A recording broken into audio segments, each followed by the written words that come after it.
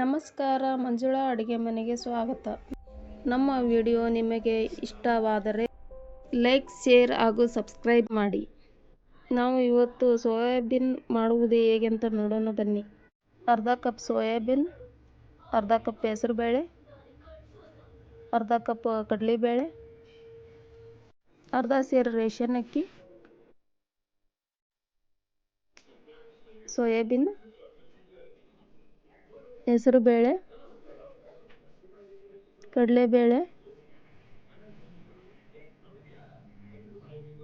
ಉದ್ದಿನಬೇಳೆ ಹಾಕಿ ಚೆನ್ನಾಗಿ 3 ಟೈಮ್ ತೊಳೆಯಿರಿ.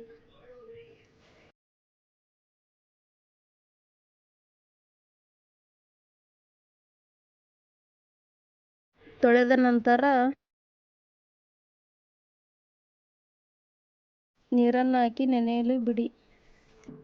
ರುಬ್ಬಿಕೊಂಡ ನಂತರ ಸ್ವಲ್ಪ ಉಪ್ಪು, ಸ್ವಲ್ಪ ಅಡುಗೆ ಸೋಡಾ ಹಾಕಿ ಚೆನ್ನಾಗಿ ಕಲಸಿಕೊಳ್ಳಿ.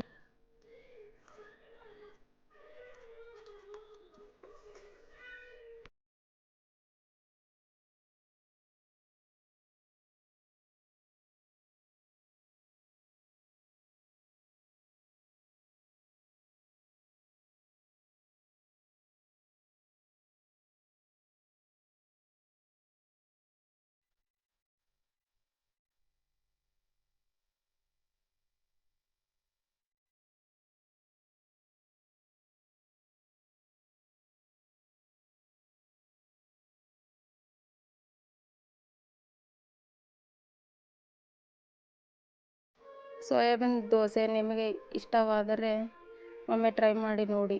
ಕಮೆಂಟ್ ಬಾಕ್ಸಲ್ಲಿ ತಿಳಿಸಿ. ಧನ್ಯವಾದಗಳು.